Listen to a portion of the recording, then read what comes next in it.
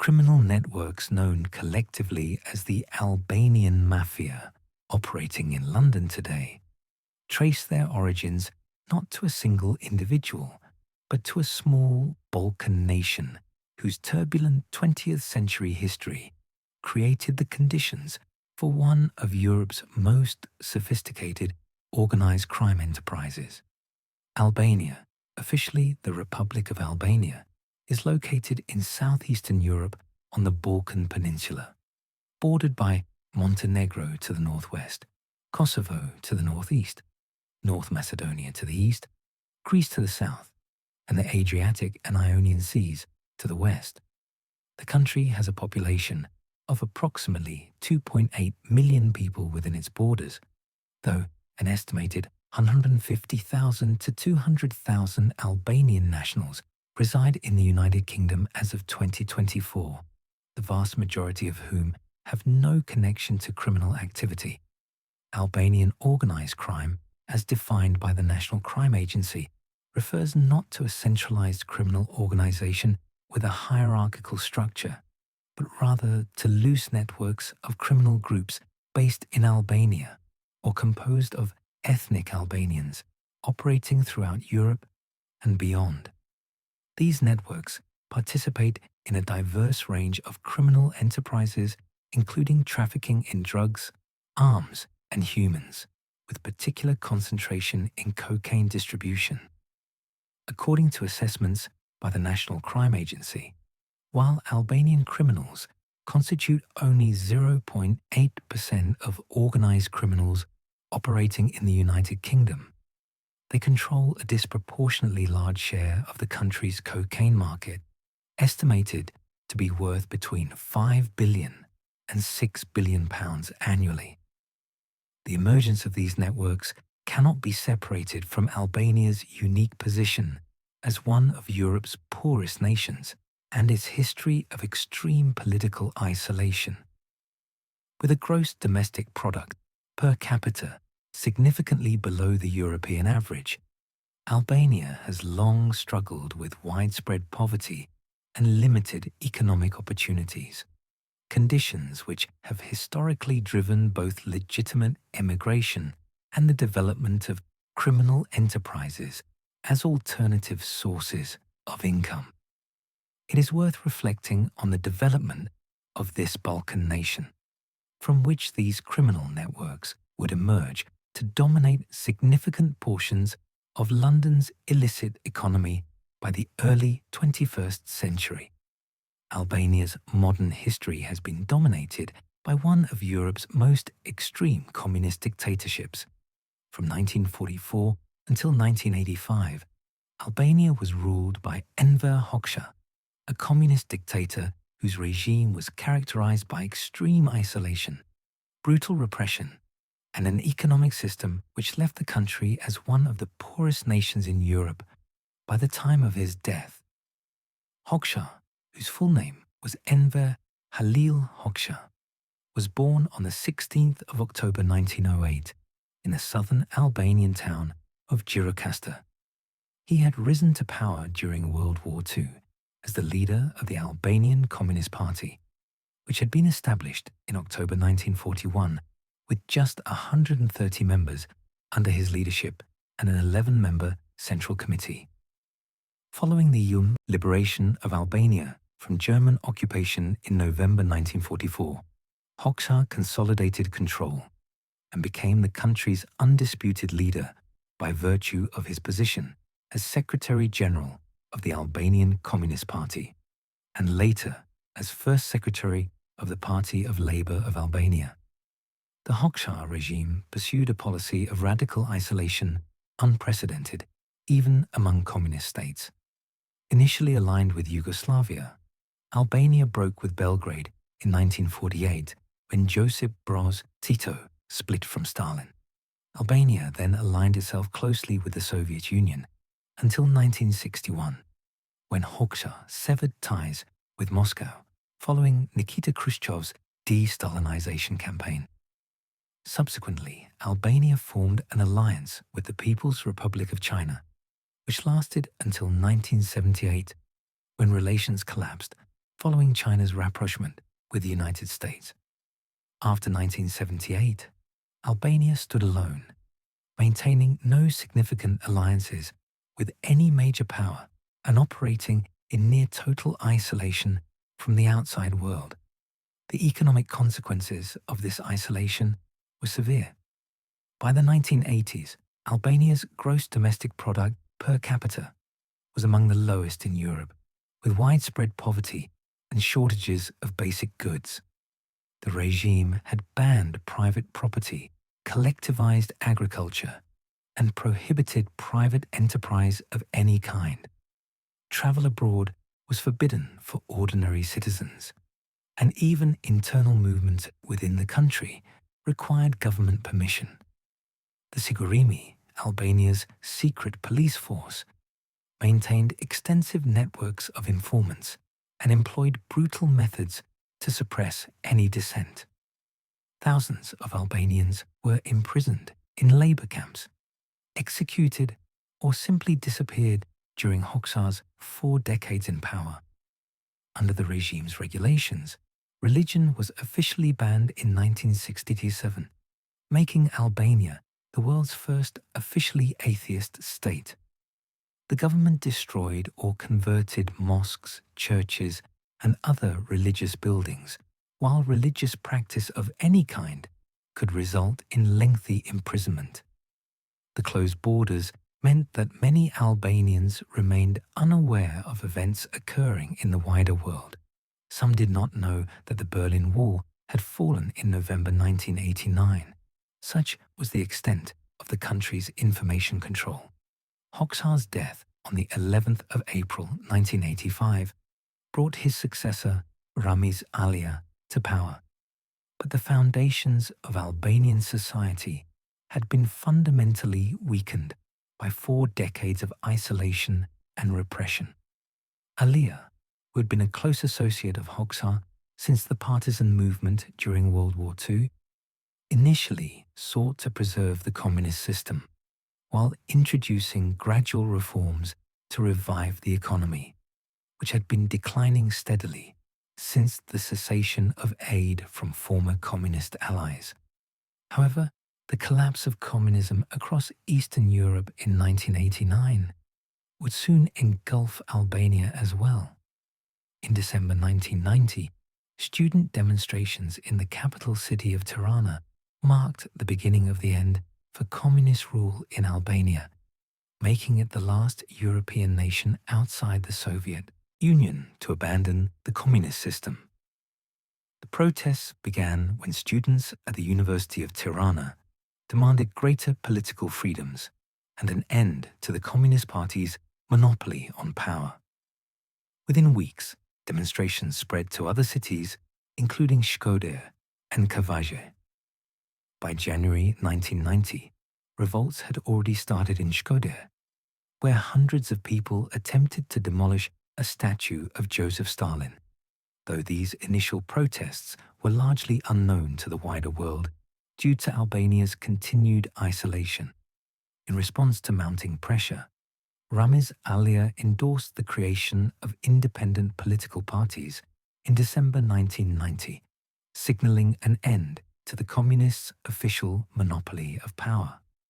Alia also introduced measures providing for freedom to travel abroad, a right which had been denied to Albanian citizens for over 4 decades.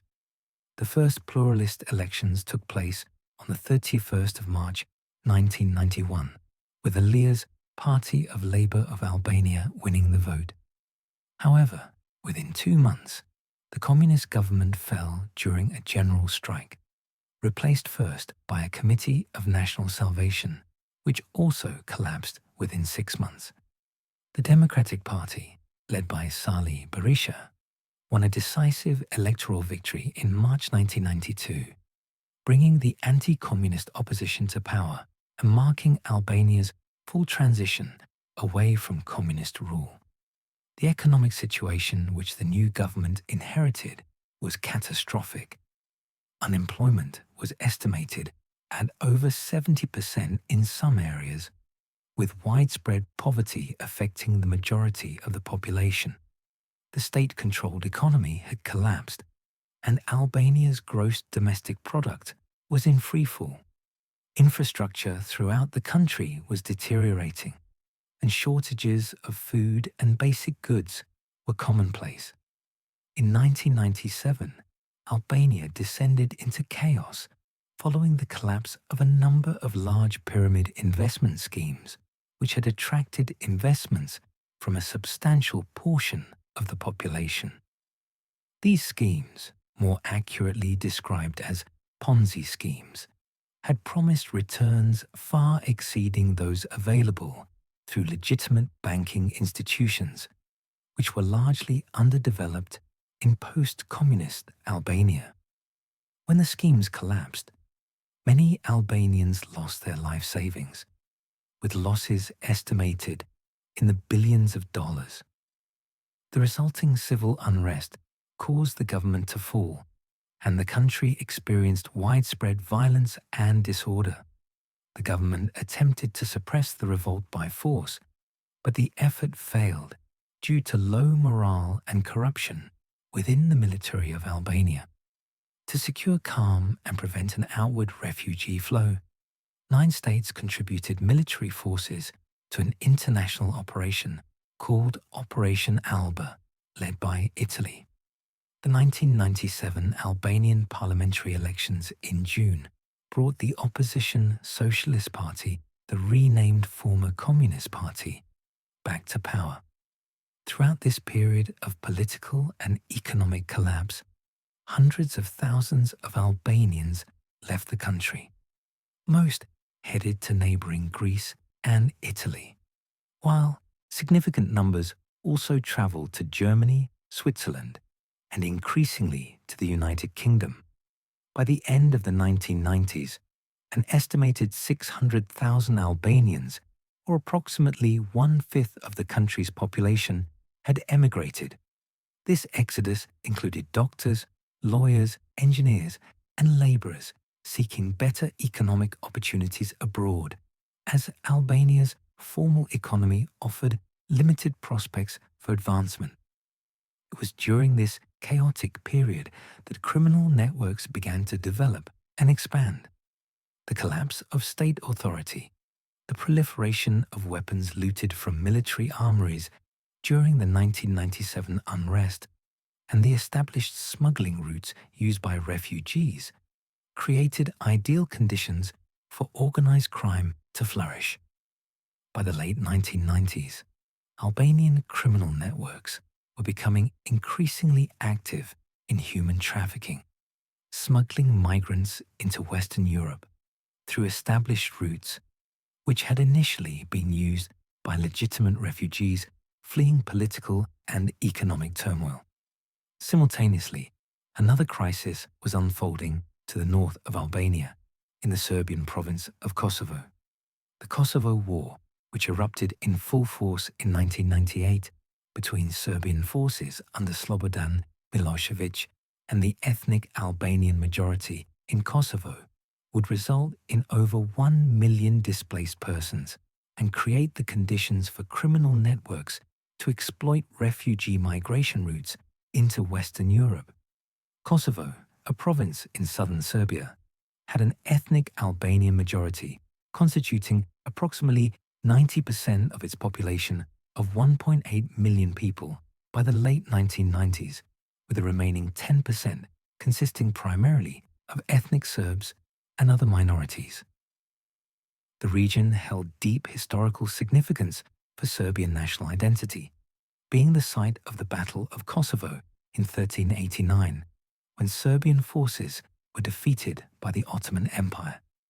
Tensions between the ethnic Albanian majority and the Serbian minority had existed for decades, but matters escalated dramatically in 1989 when Slobodan Milosevic, who had assumed power in Belgrade, revoked Kosovo's autonomy, which had been granted under the Yugoslav constitution. Milosevic, who became president of Serbia in 1989 and later president of the Federal Republic of Yugoslavia, pursued nationalist policies which stripped Kosovo of its self-governing rights and impose Serbian control over the province's institutions. Consequently, ethnic Albanians were systematically dismissed from government positions, and by 1998, unemployment among the Kosovar Albanian population was estimated at over 70%. In response to Serbian repression, the Kosovo Liberation Army, commonly known as the KLA, emerged in the early 1990s and began conducting guerrilla warfare operations against Serbian security forces and Yugoslavian military units in Kosovo. The KLA's campaign escalated throughout the mid-1990s, and by 1998, the organization was engaged in sustained armed conflict with Belgrade. In February 1998, Slobodan Milosevic announced a major offensive against what he termed terrorist organizations operating in Kosovo, resulting in a crackdown which led to the exodus of tens of thousands of ethnic Albanians from their homes. The conflict intensified throughout 1998 and into early 1999, with reports of massacres and ethnic cleansing operations conducted by Serbian forces. International mediation efforts, including peace talks held at Rambouillet in France in February 1999, failed to produce a settlement. On the 24th of March 1999, the North Atlantic Treaty Organization began a bombing campaign against Yugoslavia, which lasted for 78 days, targeting Serbian military installations and infrastructure in an effort to force Milosevic to withdraw forces from Kosovo. During the Kosovo War, approximately 750,000 ethnic Albanians were displaced from the province. Of this number, around 450,000 fled into Albania itself, a figure equal to approximately 15% of Albania's total population at the time. Others sought refuge in Macedonia, Montenegro, and various Western European nations, including the United Kingdom. The refugee crisis created extensive humanitarian operations, with international relief agencies and NATO forces establishing camps and providing assistance throughout the region. According to British investigators, during these years, many Albanian citizens who had no connection to Kosovo identified themselves as Kosovars when seeking asylum in the United Kingdom, exploiting the preferential treatment offered to refugees from an active war zone. This practice facilitated the entry of individuals who would subsequently become involved in criminal enterprises, using the Kosovo refugee crisis as cover for economic migration. The actual distinction between ethnic Albanians from Albania proper and those from Kosovo was often difficult for British authorities to verify, as both groups spoke Albanian and shared cultural backgrounds. The situation which awaited these new arrivals in London was one where organised crime had long been established. Before the arrival of Albanian criminal networks in significant numbers in the late 1990s and early 2000s, London's organised crime landscape was dominated by traditional British gangs, Turkish and Kurdish networks, and remnants of the Maltese Mafia, particularly in the sex trade centred around Soho in the West End of London. These established groups had divided the city into territories and controlled specific criminal markets through a combination of violence, corruption, and long-standing relationships with suppliers and distributors. Traditional British gangs, many with roots dating back decades, controlled various neighbourhoods throughout London's boroughs. These included organised crime families operating primarily in East London, South London, and North London, with each maintaining influence over activities such as protection rackets, illegal gambling operations, and armed robbery. Turkish and Kurdish criminal networks, which had established themselves in London beginning in the 1970s, and expanding significantly in the 1980s, dominated the heroin trade. These groups controlled importation routes from Afghanistan and Pakistan through Turkey and onwards into the United Kingdom, generating substantial revenues from the distribution of heroin throughout Britain. The Maltese Mafia had long controlled Soho's vice trade, operating numerous brothels, massage parlours, and escort services in the area, bounded roughly by Oxford Street, Regent Street, Leicester Square, and Charing Cross Road. This criminal enterprise had an estimated annual turnover of 40 million as of 2000, according to Home Office assessments. The Maltese organisations, alongside certain East End gangs, had maintained this dominance for years through established relationships with property owners and through intimidation of competitors who attempted to enter the market. The cocaine trade in London at this time was less organised than it would later become, with multiple groups importing the drug through various routes. Colombian and other South American networks supplied cocaine to British distributors, often through connections in Spain and other European countries. The market was fragmented, with no single organisation exercising dominant control over supply or distribution.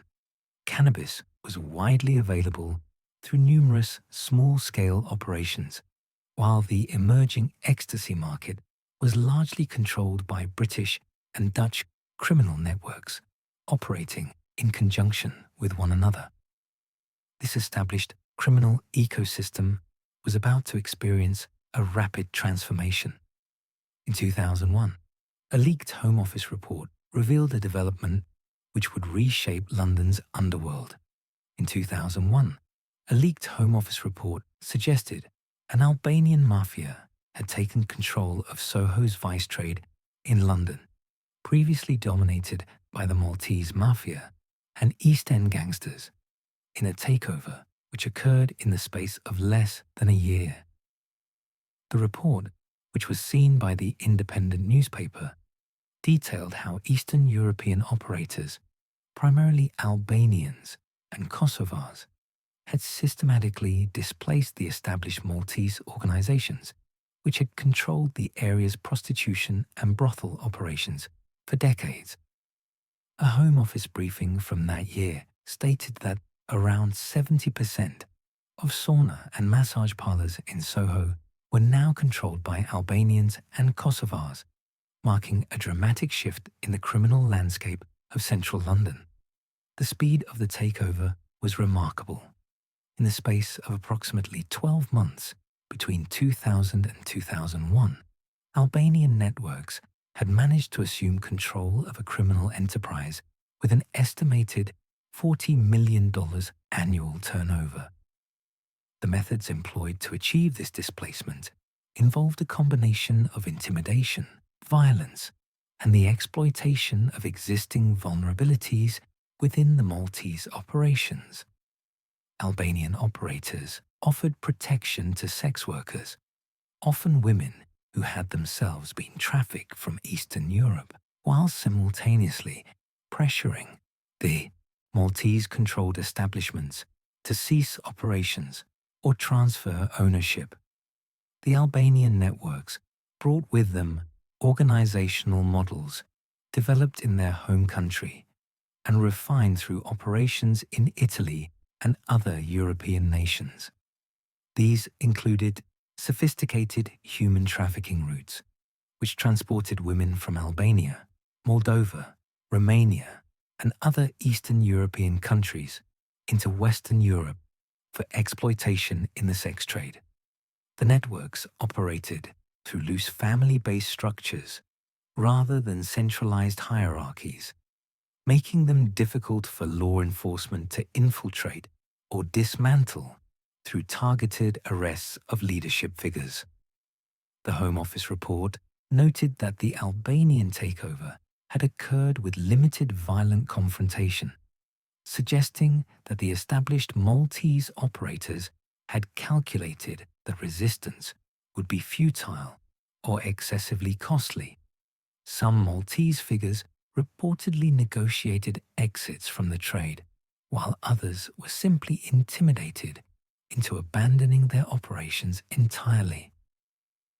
The Albanian takeover of Soho demonstrated an operational capacity and willingness to use intimidation, which would become characteristic of their expansion into other criminal markets in the years ahead. However, the sex trade was only the beginning, as Albanian networks soon identified a far more lucrative opportunity. By the mid-2000s, Albanian criminal organizations had shifted their primary focus from human trafficking to cocaine distribution, forging a crucial alliance with the 'Ndrangheta of Calabria, which would provide them with direct access to South American cocaine producers and transform them into the dominant force in the UK's cocaine market. The 'Ndrangheta, one of Italy's most powerful criminal organizations based in the Calabria region in southern Italy, had long controlled significant portions of the European cocaine trade through established relationships with Colombian cartels and sophisticated smuggling operations. Albanian networks, seeking to expand beyond the limited profits of the sex trade, recognized that cocaine offered substantially higher revenues, with lower operational costs per transaction. The alliance between Albanian criminal groups and the 'Ndrangheta was unusual in the landscape of European organized crime. Traditionally, the Italian Mafia organizations had maintained hierarchical structures and had been reluctant to form partnerships with non-Italian criminal networks, viewing other groups as subordinates or competitors rather than equals. However, according to sources familiar with the relationship, the 'Ndrangheta came to regard Albanian networks as equals, a status not afforded to other ethnic criminal organizations operating in Europe. This acceptance was based on several factors, including the Albanians' proven capacity for violence, their extensive networks throughout the Balkans and Western Europe, and their ability to maintain operational security despite law enforcement pressure. Tony Saggers, who served as the former head of the National Crime Agency's Drugs and Intelligence Division, and who spent 30 years analyzing the global narcotics economy, explained the significance of the Italian connection. Saggers noted that there was a strong mafia connection between Italians and Albanians, with the groups working in cooperation rather than in competition.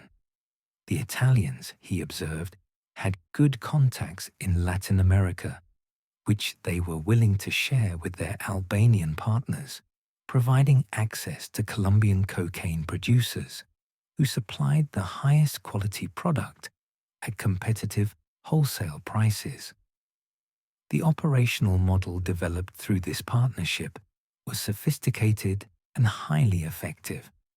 Cocaine produced in Colombia would be shipped in container vessels, often concealed within legitimate cargo such as bananas, timber, or other goods.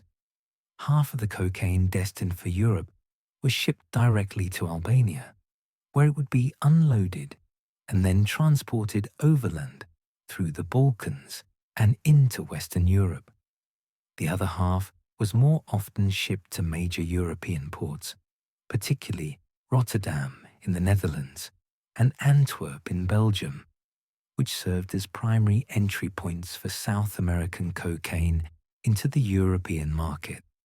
From these ports, Albanian networks would arrange transportation to the United Kingdom, either through direct shipments or via intermediate stops in France or other countries. The concealment methods employed in these shipping operations included hiding cocaine in secret compartments built into containers, mixing it with legitimate cargo, or dissolving it in liquids which could later be reconstituted into powder form. According to estimates from law enforcement sources, approximately 90% of cocaine shipments successfully avoided detection by customs authorities, a success rate which reflected both the sophistication of the concealment methods and the sheer volume of legitimate trade passing through European ports, which made comprehensive inspection impossible. By the late 2000s, Albanian networks had established themselves as wholesale suppliers of cocaine to other criminal organizations operating in the United Kingdom.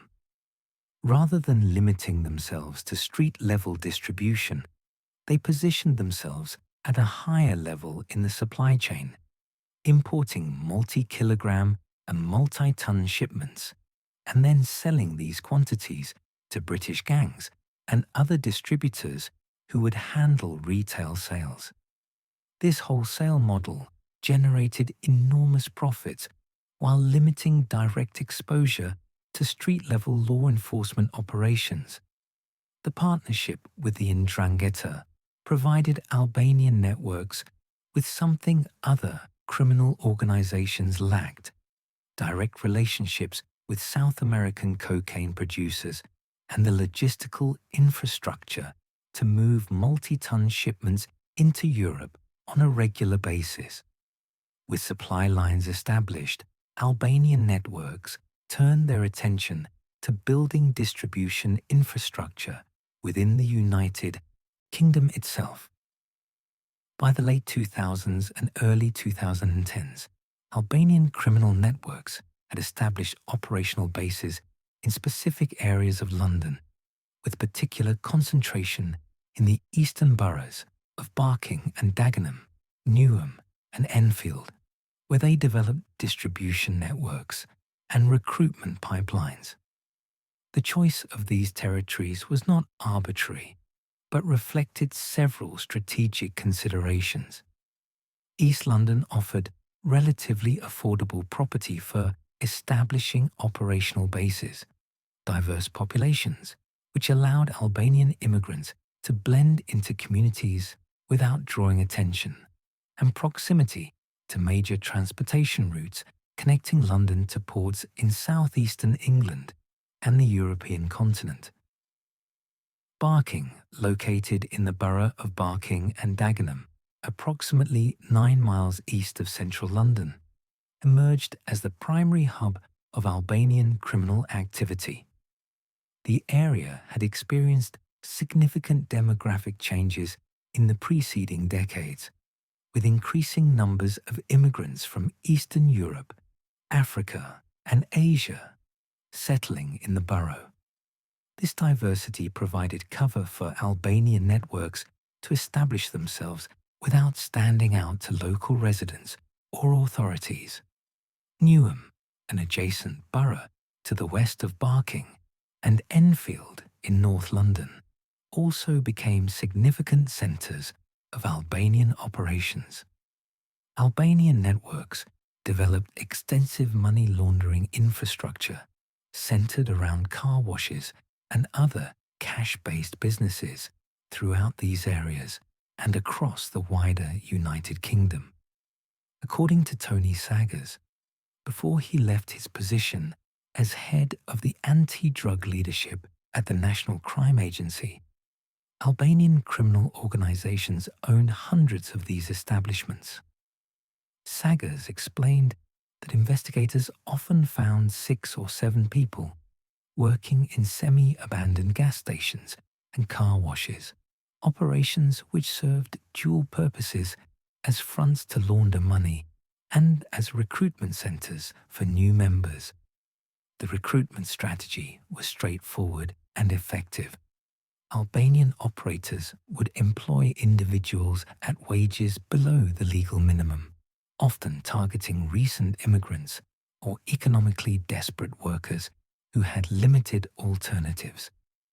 After establishing this employment relationship, they would offer these same workers $500 to serve as couriers for cocaine deliveries, a sum which represented weeks or months of wages from the legitimate car wash work. Many accepted, either out of financial necessity or because they believed the risk of detection was minimal. The territorial organization of Albanian networks in London reflected connections based on family relationships and regional origins in Albania.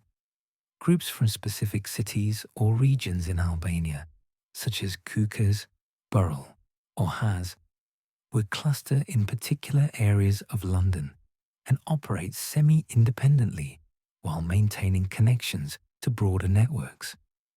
This decentralized structure made the organizations resilient to law enforcement efforts, as the arrest of individuals from one family or regional group did not necessarily compromise operations run by other groups.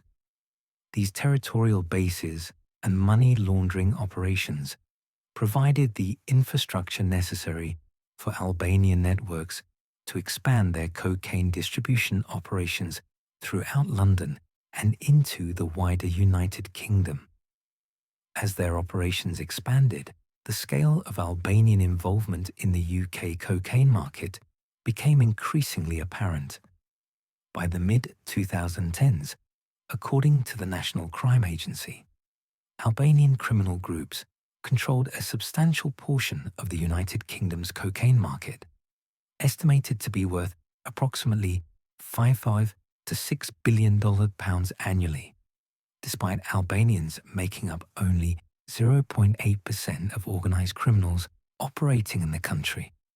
This disproportionate influence reflected the strategic position Albanian networks had achieved as wholesale suppliers, controlling importation and distribution at scale, while other criminal organizations handled retail-level sales to individual consumers.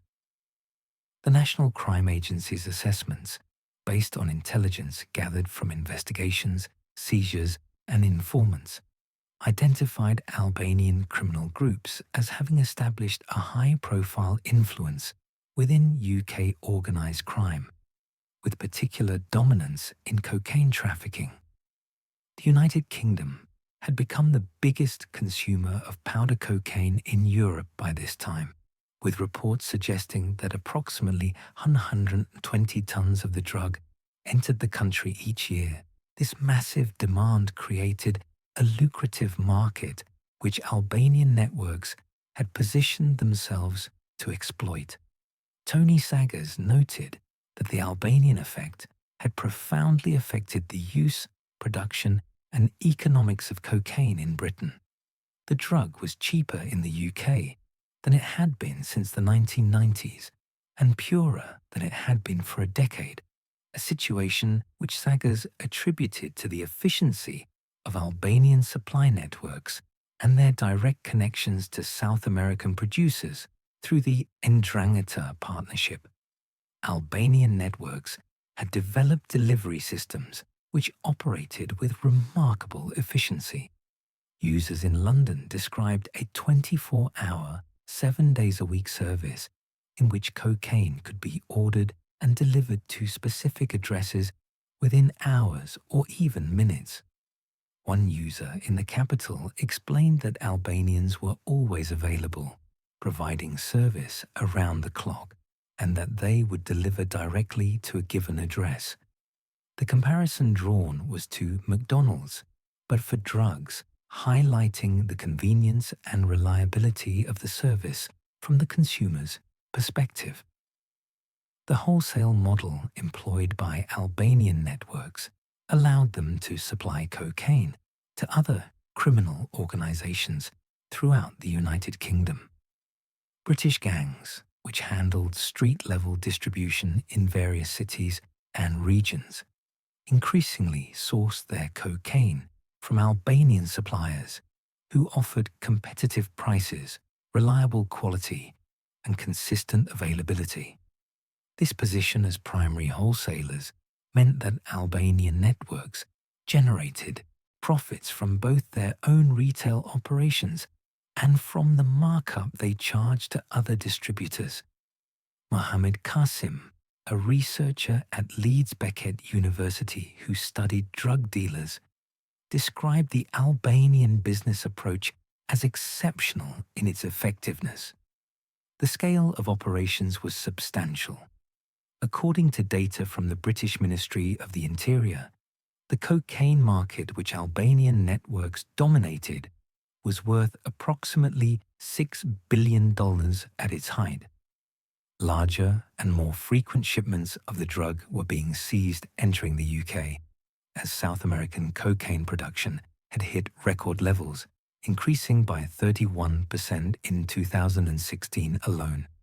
Despite these seizures, which often involved hundreds of kilograms or even tons of cocaine, the flow of drugs into Britain continued largely unabated, suggesting that intercepted shipments represented only a small fraction of the total volume being successfully imported. The recorded number of cocaine-related deaths in the United Kingdom increased significantly during this period, a trend attributed in part to the higher purity of the drug being sold on British streets. The UK had the highest number of new cocaine users in Europe, driven by the drug's increased availability and decreased price relative to earlier decades. The Albanian networks had achieved what many other criminal organizations had attempted but failed to accomplish. They had become the primary wholesale suppliers of cocaine to the UK market, controlling supply chains from South American production facilities to British street-level distribution. However, this expansion did not go unnoticed by British law enforcement.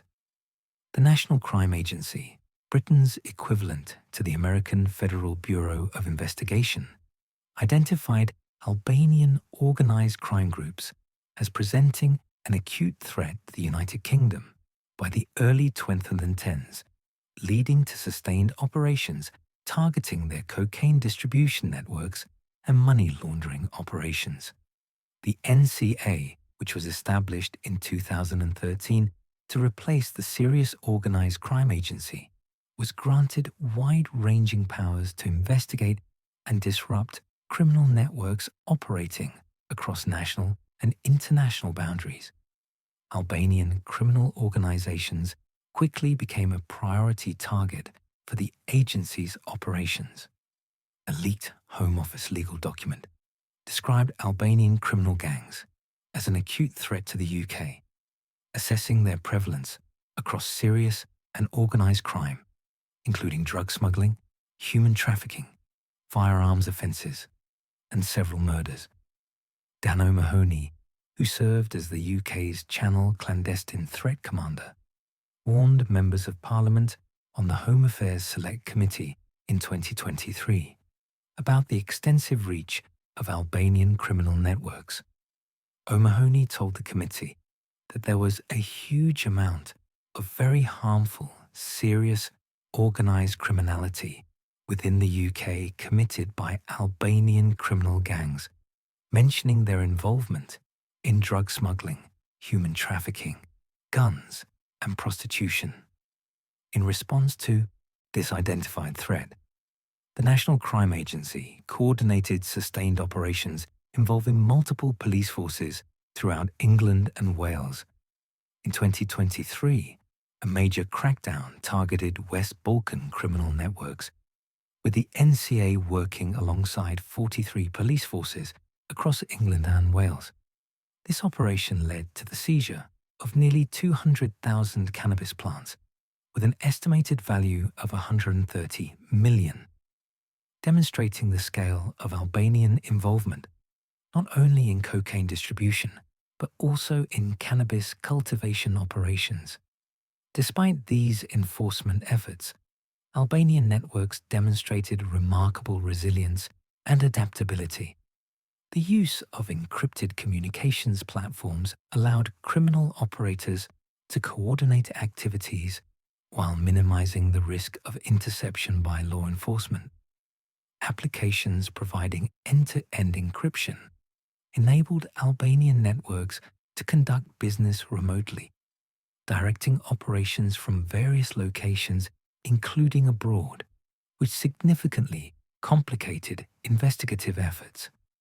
The international nature of the networks meant that arrests in the United Kingdom did not necessarily disrupt supply chains, as connections to suppliers in Albania, Italy, and South America remained intact. The deportation of convicted Albanian criminals presented additional challenges for British authorities. Many individuals who were deported after serving sentences in UK prisons subsequently re-entered the country illegally, often through the same smuggling routes used to bring in migrants and drugs. This phenomenon undermined efforts to permanently remove criminal operators from British territory and demonstrated the determination of Albanian networks to maintain their profitable operations in the UK market. Despite sustained law enforcement pressure and significant seizures, Albanian networks demonstrated a capacity to adapt and continue operations, often replacing arrested members within days and maintaining their distribution networks through encrypted communications and international connections. While established Albanian networks operated with relative discretion, a new generation would adopt a radically different approach. In the late 2010s, as East London's skyline was transforming through urban regeneration projects, a name began to circulate not in whispers, but through music videos and social media. Helbanians, a gang of predominantly Albanian youths based in Barking's Gascoigne estate, who deliberately cultivated a public image of wealth, firepower, and criminal dominance, unprecedented in British organised crime. Unlike the older generation of Albanian criminals who maintained low profiles and avoided drawing attention to their operations, Helbanians embraced visibility as a recruitment tool and a means of establishing territorial control through intimidation.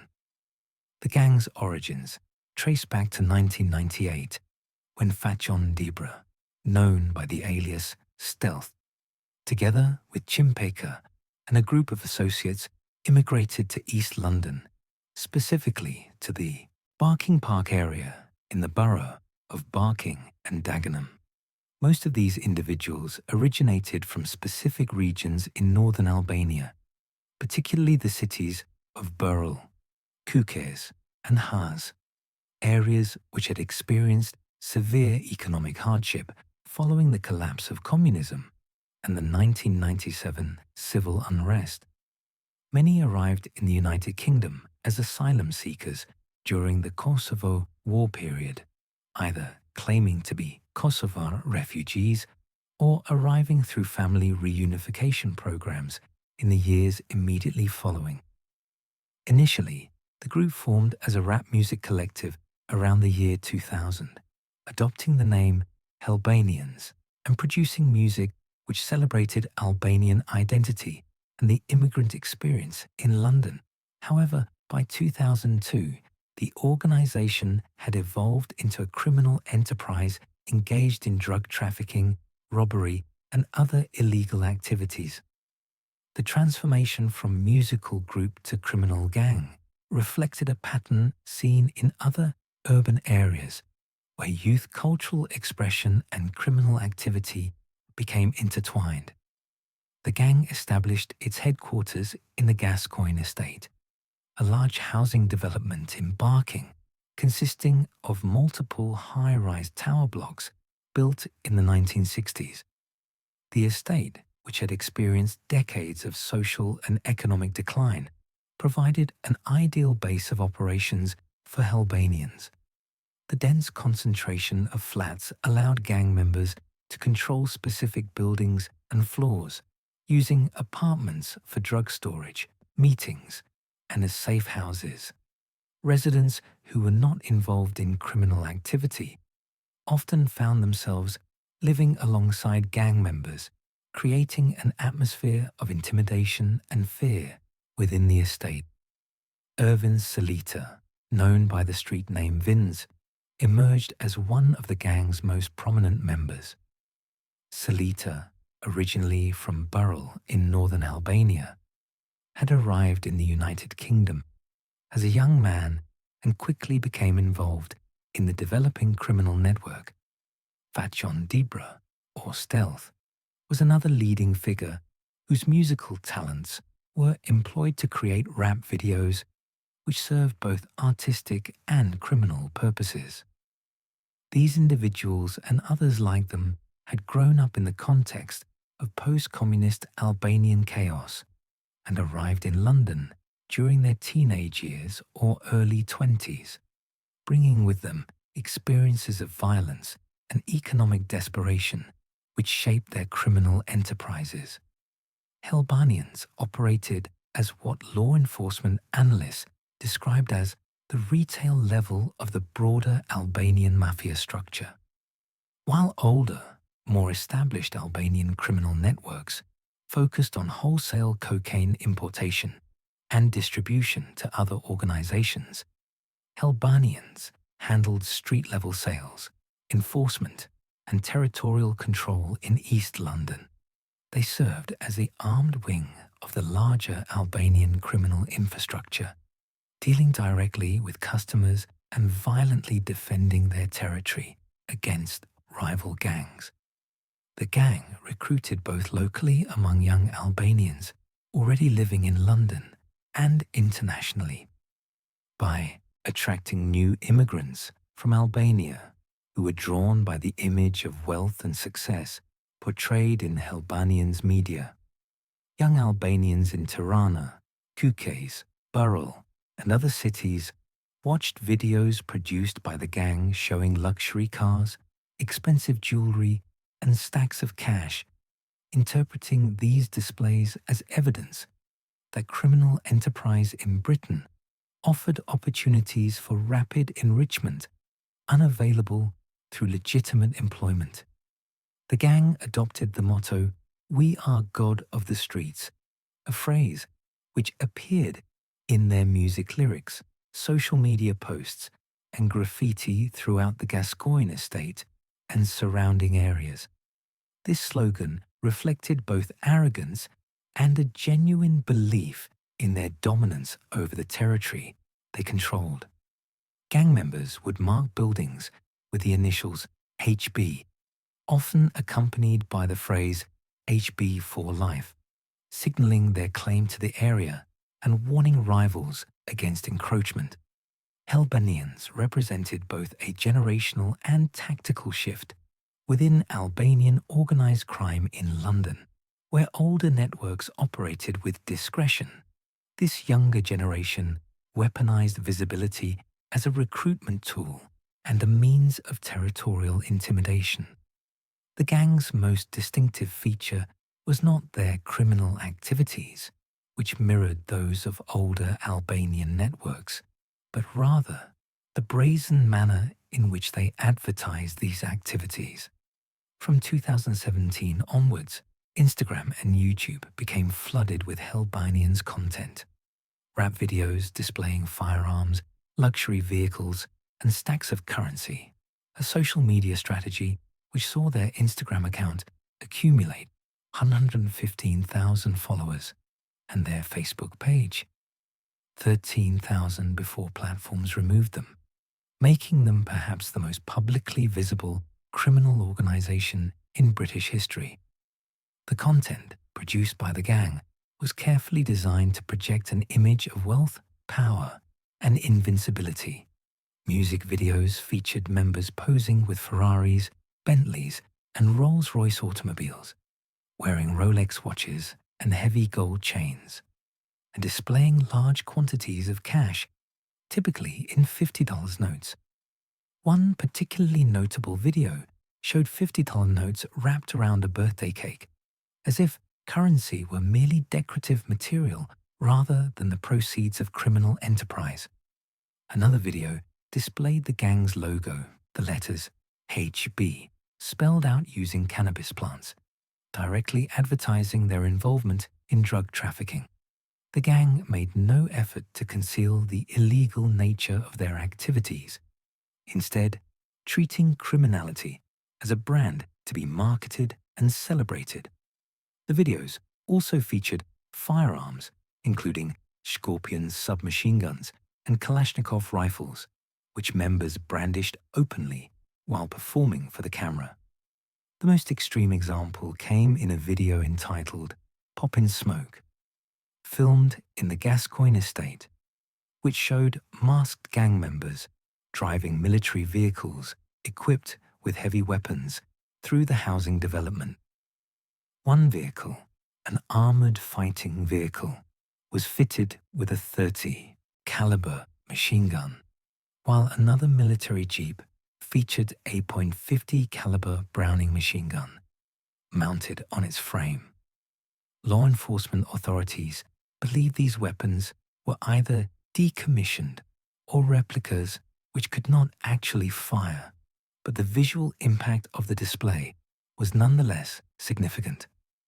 By 2018, the Albanians' Instagram account had accumulated more than 8,000 posts showcasing various aspects of gang life, from criminal proceeds to weapons to parties and gatherings. Individual videos uploaded to YouTube received millions of views, with some exceeding 17 million views before being removed by the platform. The Facebook page attracted 13,000 followers before it too was taken down by the social media company. The purpose of this extensive social media presence was explicitly acknowledged by observers of Albanian organized crime. Mohamed Veliu, an investigative journalist specializing in Albanian criminal networks, explained that the images posted on the accounts were intended to convince Albanian youths that the streets of the UK were paved with gold, creating an aspirational image which would attract new recruits, both from among young Albanians already living in Britain and from Albania itself. The strategy proved remarkably effective even after gang members were arrested and imprisoned. Photographs posted on Instagram showed Albanians members inside prison cells, posing in designer clothing and displaying gang symbols, images which had obviously been taken using mobile phones smuggled into the facilities. Graffiti scrawled in prison visiting areas and cells bore the phrase HB for life, evidence that incarceration had done little to diminish the gang's cohesion or its members' identification with the organization. When Instagram and Facebook removed the official Albanians accounts, gang members and supporters migrated to TikTok, where they continued posting content celebrating the organization. Videos showed younger affiliates wearing large gold chains crafted in the shape of the Gascoigne estate tower blocks, with the words, "Go get Skrilla," an alternate spelling referring to Skilla, one of the gang's imprisoned members. The phrase "Free Skilla" appeared in comments on numerous posts, part of an ongoing campaign to maintain the profile of incarcerated gang members and signal that the organization remained active despite law enforcement pressure. This strategy of weaponized visibility represented a fundamental departure from traditional organized crime practice, where secrecy and discretion were valued above public recognition. Albanians had calculated, apparently correctly, that the benefits of open recruitment and territorial intimidation outweighed the risks of providing law enforcement with extensive documented evidence of criminal activity. The public profile came at a cost, however, as law enforcement authorities increasingly targeted the gang's most visible members. In June 2016, Tristan Aslani, identified by The Guardian as Albanians' most prominent member at that time, was sentenced to 25 years in prison after crashing his vehicle into a shop in Crouch End in North London during a police pursuit, leading officers to discover 21 kilograms of cocaine, a Scorpion submachine gun with silencer, and $6 million worth of drugs at a connected property. The case began when police officers attempted to stop Aslani's vehicle in the Crouch End area, prompting a high-speed chase through North London streets, which ended when Aslani lost control and crashed into a shopfront. Officers searching the vehicle found the 21 kilograms of cocaine, while a subsequent search of a property linked to Aslani uncovered the substantially larger drug cache valued at $6 million, along with the Scorpion submachine gun, a compact automatic weapon manufactured in Czechoslovakia during the Cold War era.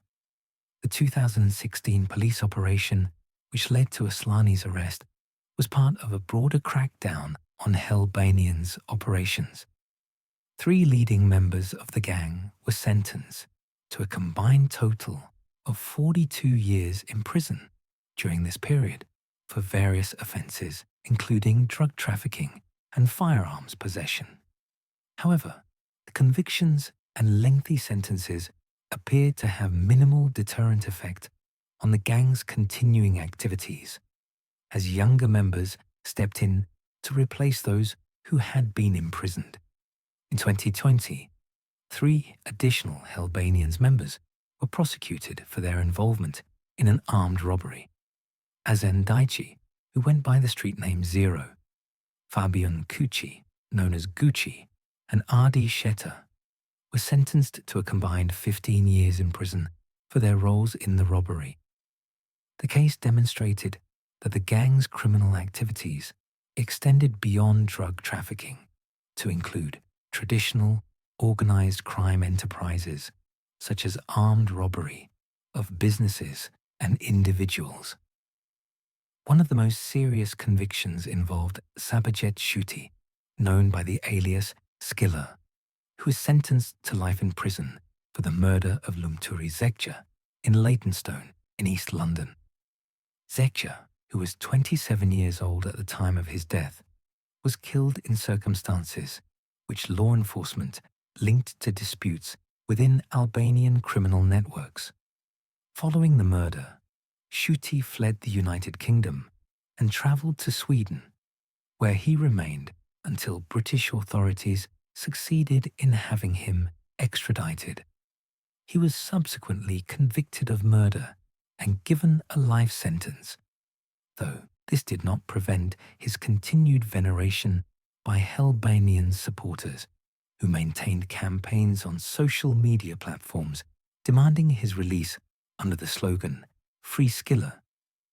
Ervin Salita, known as Vince and regarded as one of the gang's leaders, faced prosecution in Albania rather than the United Kingdom. On the 5th of February 2022, Salita was arrested in Tirana by Albanian police and accused of the attempted murder of Zeni Shindi, the owner of a hotel in the Albanian capital. The incident had occurred when Salita, then 30 years old and originally from Burrell, arrived at a hotel on Tre Brorerit, Condi Street in Tirana, with his girlfriend and 2 other individuals identified as Shuljano Salita, age 23, and others. When an employee refused to allow entry without proper identification, a confrontation ensued, which escalated into violence. Salita was held in custody in Albania until July 2023, when the Court of Appeal released him. Following his release from Albanian custody, Salita returned briefly to the United Kingdom before relocating to Dubai in the United Arab Emirates, along with several other senior Albanian members. This relocation represented a strategic adaptation, as Dubai's policies regarding extradition and its distance from European law enforcement made it a relatively safe haven for wanted criminals who could afford the luxury lifestyle offered by the emirate. Meanwhile, lower-level Albanians members continued to operate in the Barking area and throughout East London. Posts on TikTok showed gang affiliates wearing gold chains shaped like the Gascoigne estate, posing in front of Mercedes-Benz vehicles with personalized number plates referencing imprisoned members, and otherwise maintaining the gang's public profile despite the imprisonment or exile of its senior leadership. The pattern which emerged across these prosecutions was consistent. Arrests and lengthy sentences failed to dismantle the gang's operations, as younger affiliates replaced imprisoned members and senior figures relocated internationally while maintaining control of UK distribution networks. The violence which led to these prosecutions was not limited to Albanians, but was characteristic of Albanian criminal operations more broadly. Albanian criminal networks operating in London maintained operational discipline and control through a combination of extreme violence and an ancient code of honour called Besa, which ensured compliance by threatening relatives in Albania for transgressions committed thousands of miles away in Britain. The Besa Code, rooted in traditional Albanian customary law known as the Kanun, created a system of obligations and consequences which extended beyond the individual criminal to encompass entire families and communities. This made it exceptionally difficult for members to leave criminal organizations or cooperate with law enforcement, as doing so would expose their relatives in Albania to retaliation. Paul Radu, co-director of the Organised Crime and Corruption Reporting Project, explained the mechanism by which BESA functioned in practice. If an individual violated BESA, Radu noted, there would be effects of that violation back in Albania, specifically that someone in the person's family would be hurt. Albania's small size and tight-knit communities meant that everybody knew everybody, making it impossible to hide family connections or escape the reach of criminal networks seeking retribution. An individual working for Albanian criminal organizations in London could not simply disappear or relocate because their parents, siblings, or other relatives remained in Albania, where they could easily be located and harmed. A cocaine smuggler interviewed about Albanian criminal operations underlined this reality, stating that plenty of his friends were dead and that his brother had been killed by the Albanian Mafia, shot 13 times. This testimony illustrated the lethal consequences of involvement in these networks and the willingness of Albanian criminal organizations to employ extreme violence to maintain discipline and deter cooperation with authorities. Beyond maintaining internal discipline, Albanian networks employed violence and intimidation against civilian populations in areas where they operated. Residents of the Gascoigne estate in Barking reported constant intimidation from Albanians members who deliberately behaved in threatening ways to establish territorial control. Daisy O'Doherty, a long-term resident of the Gascoigne estate, described how gang members would constantly be heard in their cars or pulling up to buildings, shouting things to each other, playing music loudly, or talking in deliberately loud voices for the purpose of intimidation. O'Doherty explained that such behavior was done for a reason, to create an atmosphere of fear and to remind residents that the gang controlled the territory. O'Doherty further noted that it was always worrying to live in the area, describing a constant sense of intimidation and stating that as a white female living alone in a council property, she considered herself a target. The reality of living alongside active criminal gang members created an environment where law-abiding residents felt unsafe in their own homes. O'Doherty had experienced this directly when she was awakened late one night by armed police officers who burst into her flat during a raid on a neighboring property, an operation targeting a rent-a-gun scheme operating in the building. Violence between rival Albanian factions and against other criminal organizations was equally brutal. In May 2021, the body of Rhys Thompson, aged 29, was discovered near Rishworth in West Yorkshire, under circumstances which led investigators to conclude he had been the victim of an unlawful killing linked to a cannabis farm dispute. Thompson's body showed signs of a prolonged and vicious assault. He had suffered 9 separate blows to the head, 2 broken hands, a broken forearm, and a broken left leg, alongside numerous bruises and lacerations. Parcel tape was found around his neck and wrists, suggesting he had been restrained during the attack. Dr. Michael Parsons, a Home Office pathologist who conducted the post-mortem examination, noted that the parcel tape around Thompson's neck had not been used to strangle him, suggesting it had served as a restraint during the assault rather than as the cause of death. 8 men were arrested in connection with Thompson's death and released under investigation, with reports suggesting possible links to Albanian gangsters, though no convictions had been secured as of the inquest into his death. The combination of traditional honor codes and modern criminal violence created a system of control which extended from the streets of Barking to rural Albanian villages, ensuring compliance through the ever-present threat of retaliation against family members. Beyond cocaine distribution, Albanian networks had expanded into other criminal enterprises. By the 2010s, Albanian criminal groups had become the most dominant foreign nationality involved in commercial cannabis cultivation in the United Kingdom, operating industrial-scale growing operations, often in collaboration with British gangs, who provided local connections and property access. This dominance in cannabis production complemented their control of cocaine distribution, creating a diversified criminal portfolio which generated revenues from multiple drug markets simultaneously.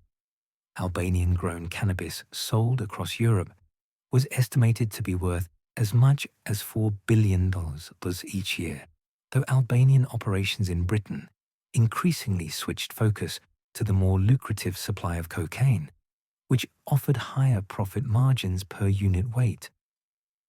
The cannabis cultivation operations employed a model which differed significantly from cocaine trafficking. Rather than requiring complex international supply chains stretching from South America through Europe, cannabis could be grown domestically in residential properties, warehouses, and industrial buildings throughout the United Kingdom. Albanian networks established hundreds of these growing operations, often taking over entire houses or commercial properties and converting them into sophisticated cultivation facilities complete with artificial lighting, irrigation systems, temperature controls, and electrical bypasses to avoid detection through unusually high power consumption. The operations frequently involved collaboration with British criminal gangs who possessed local knowledge and established relationships with property owners or landlords. Albanian networks would provide the initial capital investment, the technical knowledge for setting up growing operations, and connections to distribution networks, while British partners would identify suitable properties and facilitate access. In some cases, Vietnamese criminal groups also participated in these operations, contributing expertise in cultivation techniques and labor recruitment. The 2023 operation, conducted by the National Crime Agency in conjunction with 43 police forces across England and Wales, demonstrated the scale of Albanian involvement in cannabis cultivation. This coordinated crackdown on West Balkan criminal networks led to the seizure of nearly 200,000 cannabis plants, with an estimated street value of 130 million, representing only a portion of the total operations in existence at that time. The plants were found in properties scattered throughout England and Wales, illustrating the geographic spread of Albanian cannabis operations beyond their concentrated bases in East London. Professor Federico Varese, an academic researcher studying organized crime, noted that even for Albanian networks, it was very hard to control the entire cannabis market because the drug was so easy to produce, requiring minimal technical knowledge or initial capital compared to cocaine trafficking. The relative simplicity of cannabis cultivation meant that multiple criminal organizations could operate in this market simultaneously, preventing any single group from establishing the kind of monopoly that Albanian networks had achieved in wholesale cocaine distribution. Despite this competition, Albanian criminal groups maintained a significant presence in the cannabis market through sheer scale of operations and willingness to employ violence against competitors. The cannabis cultivation operations also provided employment for individuals who had been trafficked into the United Kingdom illegally, creating a connection between human trafficking activities and drug production. Vietnamese and Albanian migrants who entered Britain through illegal routes often found themselves forced to work in cannabis farms to pay off debts to the smuggling networks which had transported them. The cannabis market, while less profitable per unit than cocaine, provided Albanian networks with additional revenue streams and demonstrated their capacity to dominate multiple sectors of the UK's illicit drug economy simultaneously. Another criminal enterprise which had marked Albanian networks' initial entry into British organised crime continued alongside their drug operations. Despite the pivot to cocaine distribution as their primary source of revenue, Albanian criminal networks continued extensive human trafficking operations, with the National Crime Agency identifying Albanian involvement in this sector as particularly concerning, involving mostly victims from Albania and other Balkan nations. Dan O'Mahony, the UK's Channel Clandestine Threat Commander, specifically mentioned human trafficking alongside drug smuggling, guns, and prostitution when describing the scope of Albanian criminal activity in his 2023 testimony to the Home Affairs Select Committee, indicating that these operations remained active despite the greater profitability of drug trafficking. The human trafficking networks operated through routes which had been established during the 1990s and early 2000s, when Albanian criminal organizations first entered the British market through the Soho sex trade takeover. Women from Albania, Moldova, Romania, and other Eastern European countries continued to be transported into the United Kingdom for exploitation in prostitution, with Albanian networks controlling both the transportation and the subsequent exploitation. The debt bondage systems employed by these networks ensured that victims remained under control even after arriving in Britain, as they were told they owed substantial sums for their transportation and accommodation, which had to be repaid through forced labour. Labour trafficking also became increasingly important to Albanian operations, particularly in connection with cannabis cultivation. Individuals who entered the United Kingdom illegally through small boat crossings or hidden in lorries often found themselves indebted to the smuggling networks which had facilitated their entry.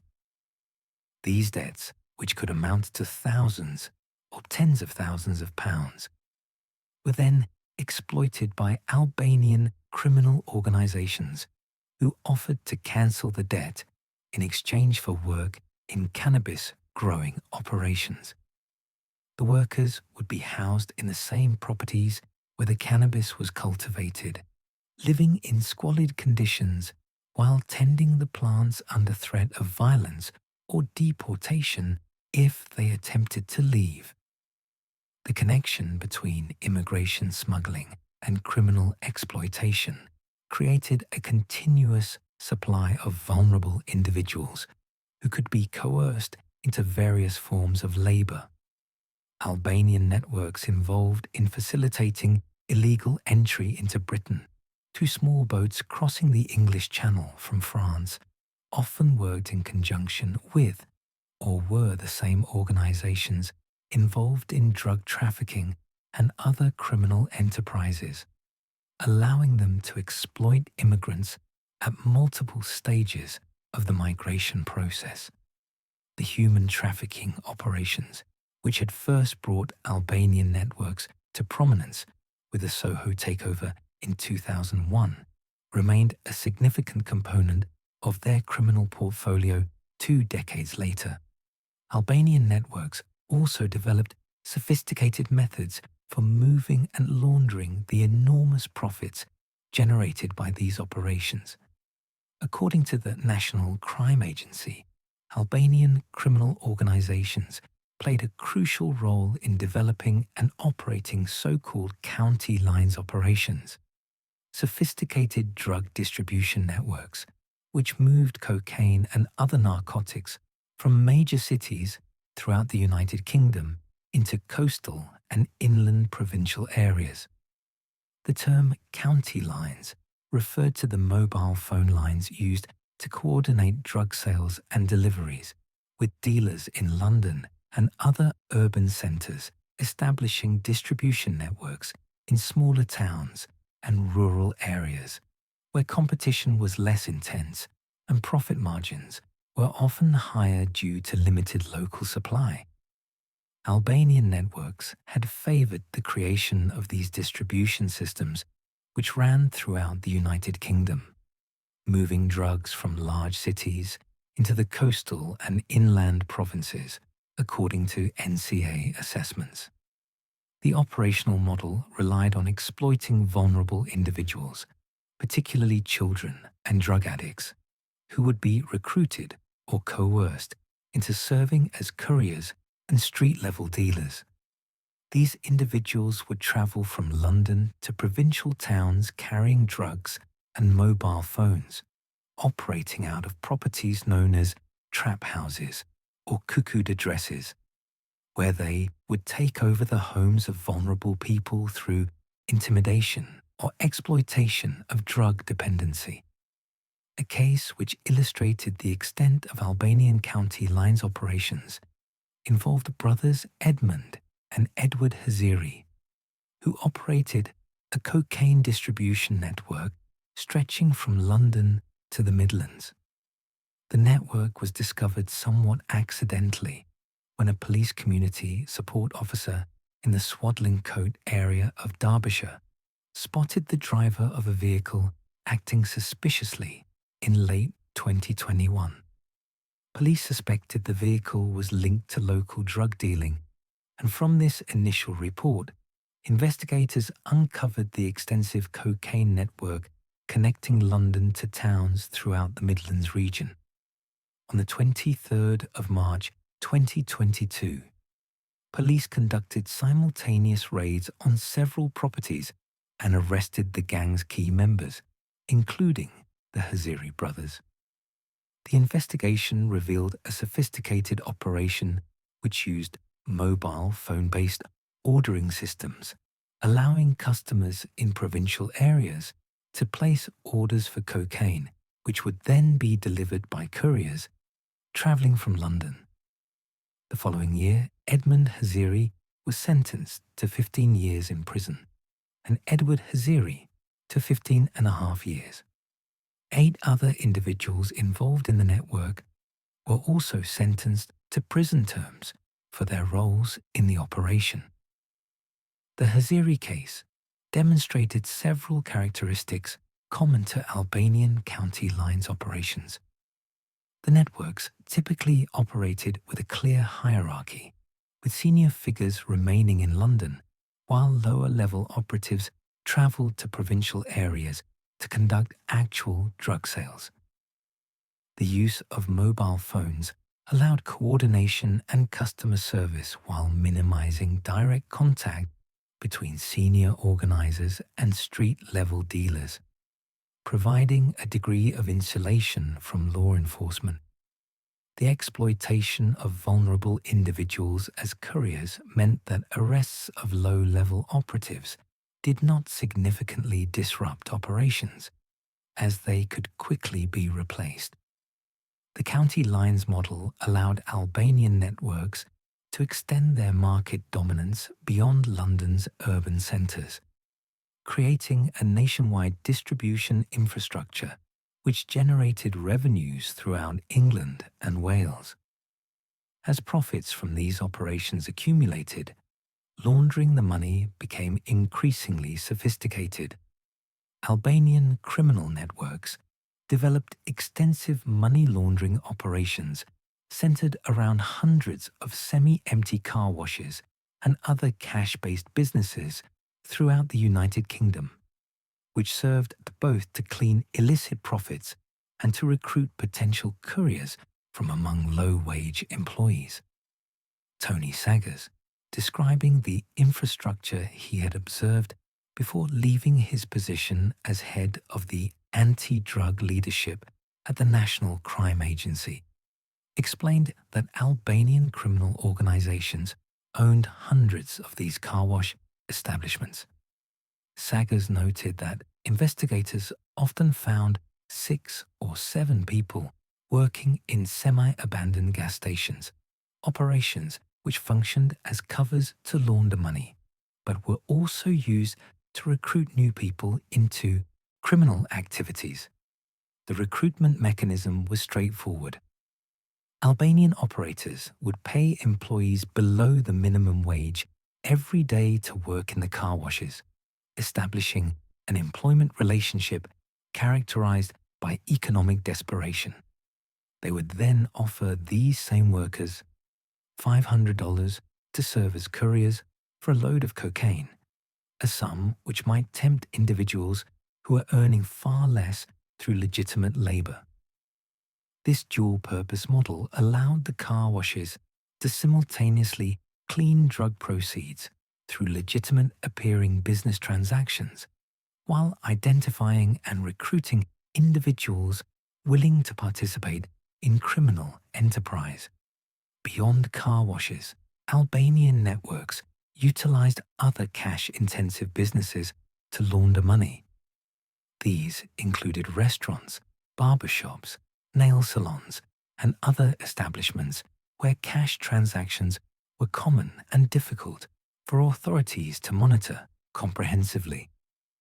The businesses would report inflated revenues, mixing legitimate income with drug proceeds to create an appearance of lawful profit generation. Property purchases represented another significant avenue for money laundering, with Albanian criminals buying residential and commercial properties throughout the United Kingdom using cash or financing arranged through intermediaries who obscured the ultimate beneficial ownership. International money movement presented challenges which Albanian networks addressed through various methods. Some funds were transferred back to Albania through informal hawala-style systems, which operated outside traditional banking channels, while others were moved through shell companies registered in jurisdictions with limited financial transparency. The use of currency exchange businesses, often operated by individuals with connections to Albanian criminal networks, facilitated the conversion of British pounds into other currencies, which could then be transferred or physically transported across borders. The money laundering infrastructure demonstrated the maturity of Albanian criminal networks, which had evolved from street-level operators into sophisticated organizations requiring extensive systems to manage multi-million-pound daily revenues. The cumulative impact of these criminal operations on London itself was becoming statistically visible. By the 2020s, the expansion of Albanian criminal networks had contributed to measurable increases in drug-related violence across London and other British cities, with law enforcement authorities attributing a significant portion of the UK's cocaine-driven crime to networks dominated by Albanian organised crime groups.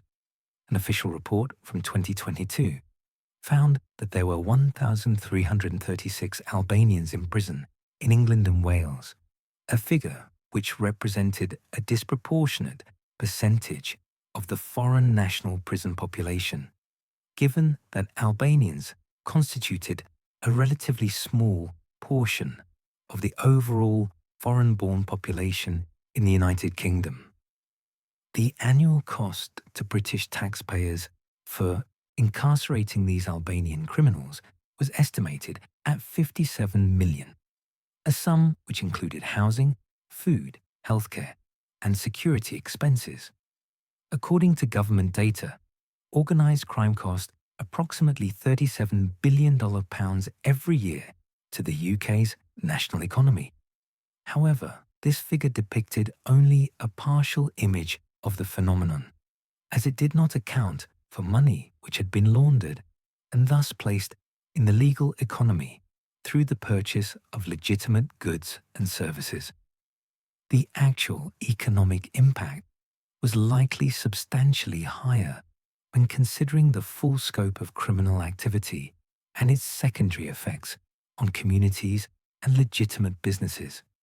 Tony Saggers, analysing changes in the cocaine market over his 30 years studying the global narcotics economy, noted that the Albanian effect had profoundly affected cocaine use, production, and economics in Britain. The drug was cheaper in the UK than it had been since the 1990s, and purer than it had been for a decade, a development which Saggers attributed to the efficiency of Albanian supply chains and their direct connections to South American producers. This increased purity contributed to a rise in cocaine-related deaths, which reached record levels during this period. The United Kingdom had the highest number of new cocaine users in Europe by the late 2010s and early 2020s, driven by the increased availability and decreased price of the drug relative to earlier decades. Law enforcement authorities also noted that larger and more frequent shipments of cocaine were being seized entering the UK, as South American cocaine production hit record levels, increasing by 31% in 2016 alone. These seizures, which sometimes involved multi-ton quantities, suggested that the overall volume of cocaine entering Britain had increased dramatically, as intercepted shipments typically represented only a small fraction of total imports. Violence in areas where Albanian criminal networks operated also increased measurably. Barking and Dagenham, Newham, and other East London boroughs with significant Albanian criminal presence experienced elevated rates of drug-related violence, including shootings, stabbings, and armed robberies connected to turf disputes and debt enforcement. The statistical evidence demonstrated that while Albanian criminals represented a small percentage of the UK's foreign national prison population, their operations had generated disproportionate costs to British society through violence, addiction, and the corruption of legitimate institutions. Several high-profile incidents in recent years illustrated the violence associated with these operations. The violence employed by Albanian criminal networks extended beyond intimidation tactics to include numerous murders and brutal assaults, with incidents such as the killing of Lumturi Zegja in Leytonstone and the murder of Rhys Thompson in West Yorkshire, demonstrating the lethal consequences of involvement in Albanian-controlled criminal enterprises. These documented cases represented only the incidents which reached public attention through prosecutions or inquests, with law enforcement authorities acknowledging that many violent acts within Albanian criminal networks likely remained unreported or unsolved. Lumturi Zegja, aged 27, was murdered in Leytonstone in East London in circumstances which led to the conviction of Sabajet Shuti, known by the alias Skiller, who was a member of the Albanians gang. Following the killing, Shuti fled the United Kingdom and travelled to Sweden, where he remained until British authorities succeeded in having him extradited back to Britain to face trial. He was subsequently convicted of murder and sentenced to life in prison. The case illustrated the willingness of Albanian criminals to flee across international borders to avoid prosecution and the challenges faced by law enforcement in securing extraditions from countries where wanted individuals had sought refuge. The death of Rhys Thompson in May 2021 provided further evidence of the brutality associated with Albanian criminal operations. Thompson's body was discovered near Rushworth in West Yorkshire, showing signs of a prolonged and vicious assault, which an inquest later ruled to be an unlawful killing linked to a cannabis farm dispute. Thompson, who was 29 years old at the time of his death, had suffered 9 separate blows to the head, 2 broken hands, a broken forearm, and a broken left leg, alongside numerous bruises and lacerations across his body. Parcel tape was found around his neck and wrists, indicating he had been restrained during the assault. Dr. Michael Parsons, a Home Office pathologist who conducted the post-mortem examination, noted the extensive nature of Thompson's injuries and determined that the parcel tape around his neck had not been used to strangle him, suggesting it had served as a restraint rather than as the direct cause of death. The broken bones in Thompson's hands were consistent with defensive injuries sustained while attempting to protect himself from the attack. 8 men were arrested in connection with Thompson's death and released under investigation, with reports suggesting possible links to Albanian gangsters, though as of the inquest, no convictions had been secured. Another case which illustrated the extreme violence associated with Albanian criminals involved Mani Driza, a serial killer who operated under the nickname Tony Montana. Driza, who had previously murdered 2 men in Albania before relocating to London, killed Stefan Mone in 1999 in a frenzied attack which left the victim with 120 injuries. Driza was convicted of the murder but served time in Italy for other violent crimes before beginning his UK sentence. The case demonstrated that some Albanian criminals operating in London had extensive violent criminal histories dating back to their time in Albania.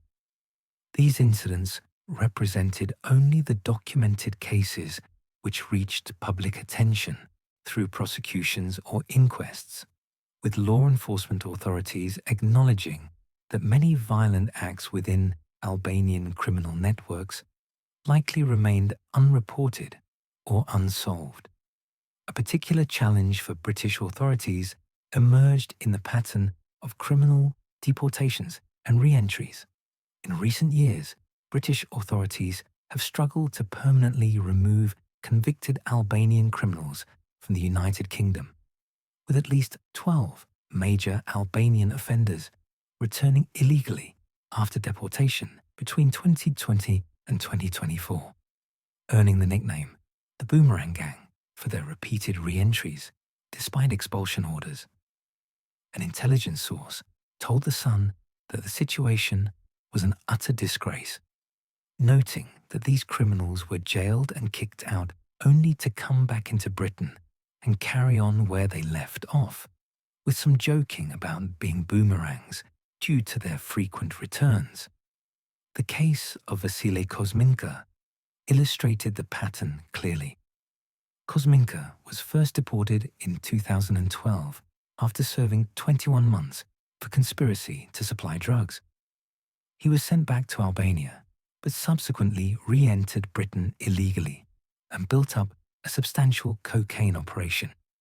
When he was arrested for a second time in May 2021 as part of an investigation by the National Crime Agency, police found he had been involved in purchasing and supplying 100 kilograms of cocaine with a wholesale value of $3.5 million and a street value of around $8 million. Officers also discovered that Kosminka had laundered $2.5 million of criminal cash. Some $300,000 in currency was found at two properties he had used for drug deals located in Wembley and Islington in North London. Ledgers indicating drug deals worth almost $2 million were recovered by the NCA and Metropolitan Police. In June of the following year, the 33-year-old admitted conspiracy to supply cocaine and money laundering and was handed a 12-year sentence at Snaresbrook Crown Court in East London. Other cases demonstrated similar patterns of deportation, followed by illegal re-entry.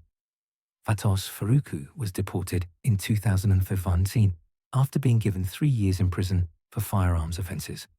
When police raided his home in North London in 2019, they found 2 loaded guns and $70,000 worth of cannabis. Faruku, aged 37, was sentenced to 15 years in prison in 2020.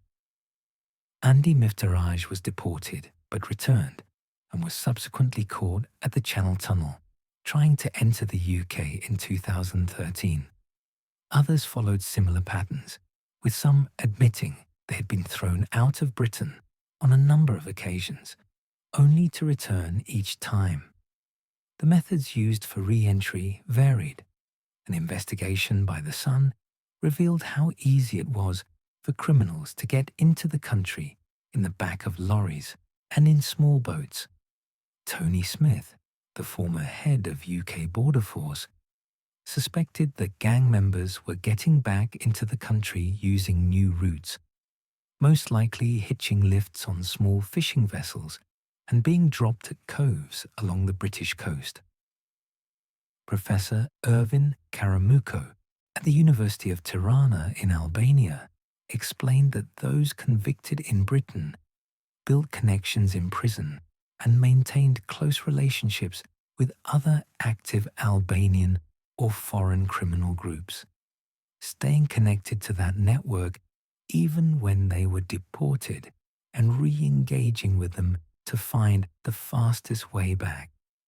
The Boomerang Gang phenomenon highlighted fundamental weaknesses in the UK's immigration enforcement system and demonstrated the determination of Albanian criminal networks to maintain their operations in Britain regardless of legal consequences. As law enforcement pressure intensified in the United Kingdom, some senior Albanian criminals adopted a new strategy. By 2023, senior members of Albanians, including the gang's leader Ervin Salita, had relocated to Dubai in the United Arab Emirates, where they continued to direct UK drug distribution operations remotely while enjoying a luxury lifestyle beyond the reach of British law enforcement. The move to Dubai was believed to have occurred in the second half of 2023, following Selita's release from prison in Albania in July of that year. Selita, known by the nickname Vince, had been arrested in Albania in February 2022 for the attempted murder of a hotel owner in Tirana, but the Court of Appeal released him in July 2023. After a brief return to the United Kingdom, Selita relocated to Dubai. A source told the Daily Mail that the head of Albanians and his most trusted soldiers had moved to Dubai, with at least 5 senior gang members known to be there. The relocation allowed these individuals to avoid arrest warrants and law enforcement pressure in the United Kingdom, while maintaining operational control over drug distribution networks through encrypted communications and trusted intermediaries who remained in London. Dubai's policies regarding extradition, particularly its limited cooperation with European law enforcement authorities for certain categories of offences, made it an attractive destination for wanted criminals with sufficient financial resources to support the expensive lifestyle offered by the emirate. Despite relocating to Dubai, Selita and other senior Albanians members maintained their public profiles through social media and continued to participate in the Albanian music scene. Selita held concerts in Albania and various European countries for fans who idolized the gang's image of wealth and criminal success. He often performed alongside Fatjon Dibra, known as Stealth, though the latter's exact whereabouts remained unclear to authorities and observers. Meanwhile, lower-level Albanians members continued to operate in the Barking area and throughout East London. Posts on TikTok showed gang affiliates in recent months posing at petrol stations in Barking in front of Mercedes-Benz vehicles with personalised number plates, wearing gold chains shaped like the Gascoigne Estate Tower blocks, and otherwise maintaining the gang's visible presence in their traditional territory. The regeneration of the Gascoigne Estate, which had seen the demolition of 18 high-rise blocks since 2011 through a phased programme by Barking and Dagenham Council, had disrupted some of the gang's operations, but had not eliminated their presence in the area. The Dubai migration demonstrated the international nature of Albanian organised crime and the challenges faced by national law enforcement agencies in combating networks which operated across multiple jurisdictions with different legal systems and cooperation levels. As of 2024 and 2025, the situation regarding Albanian organised crime in London continues to evolve. The rise of Albanian criminal networks to dominance in London's cocaine trade represents a complex phenomenon driven by specific historical circumstances in the Balkans, strategic alliances with established criminal organisations, operational ruthlessness, and the enormous demand for illegal narcotics in the United Kingdom and wider Europe. The collapse of communist Albania between 1990 and 1992, followed by the 1997 pyramid scheme crisis and civil unrest, created economic conditions which drove mass emigration and provided opportunities for criminal networks to develop. The Kosovo War of 1998 and 1999, which displaced over 1 million ethnic Albanians, further facilitated migration to Western Europe and provided cover for individuals with criminal intentions to enter the United Kingdom among legitimate refugees. Albanian criminal networks achieved their position not through a centralized organizational structure or a single criminal mastermind, as some media portrayals suggest, but through loose family-based alliances strategic partnerships with established European criminal organizations, and a willingness to employ violence which deterred competition. The crucial alliance with the 'Ndrangheta of Calabria provided Albanian networks with direct access to South American cocaine producers, a connection which other criminal organizations operating in Britain lacked.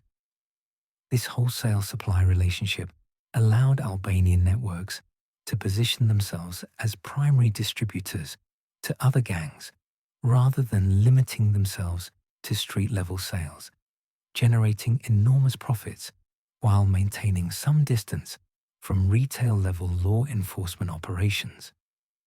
The operational characteristics which distinguished Albanian networks included the use of the traditional Bisa honor code to maintain discipline through threats against family members in Albania, the exploitation of migration routes for both human trafficking and drug smuggling, and a decentralized structure based on regional and family connections, which made the networks resilient to arrests of individual members.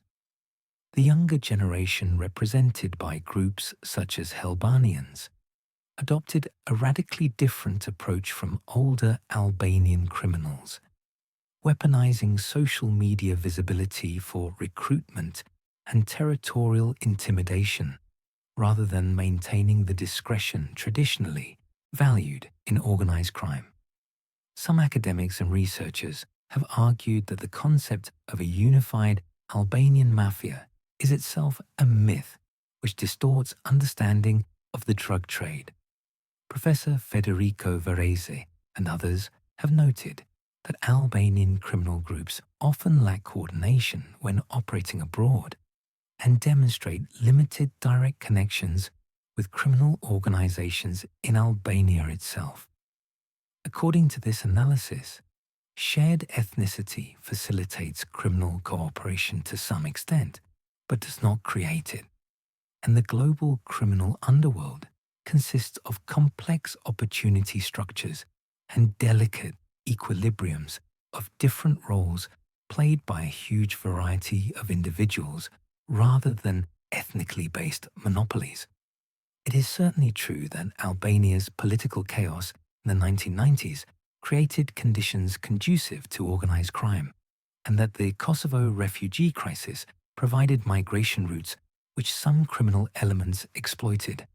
The estimated 150,000 to 200,000 Albanian nationals living in the United Kingdom include doctors, lawyers, engineers, and laborers pursuing legitimate livelihoods, as former Albanian ambassador to Britain, Kirjako Kirko, testified to the Home Affairs Committee in 2022. The vast majority of Albanian immigrants to Britain have no connection to criminal activity and have contributed positively to British society. However, the documented impact of Albanian criminal networks on British society is substantial and measurable. The $5 to $6 billion annual cocaine market, which they dominate, has contributed to record cocaine-related deaths, with the UK having the highest number of new users in Europe. The 1,336 Albanian criminals imprisoned in England and Wales as of 2022 cost British taxpayers $57 million annually. Organised crime overall costs approximately $37 billion every year to the UK's national economy, according to government data, with Albanian networks responsible for a disproportionate share of this impact given their small percentage of the population. Consequently, while Albanian criminal networks might claim to be simply meeting market demand driven by British cocaine consumption, the reality was far different. They built their dominance through systematic violence, including murders such as those of Lumturi, Zekja, and Reese Thompson, exploitation of vulnerable populations through human trafficking and forced labor in cannabis cultivation, intimidation of civilian residents in areas where they operated, and the creation of a criminal infrastructure which has generated billions of pounds in illegal profits while contributing to thousands of drug-related deaths and immeasurable social harm across the United Kingdom. What do you think of the Albanian Mafia's operations in London? Are they the dominant criminal force that law enforcement describes? Or is their power exaggerated by media coverage and ethnic stereotyping? Please let us know in the comment section. And in the meantime, thank you very much for watching.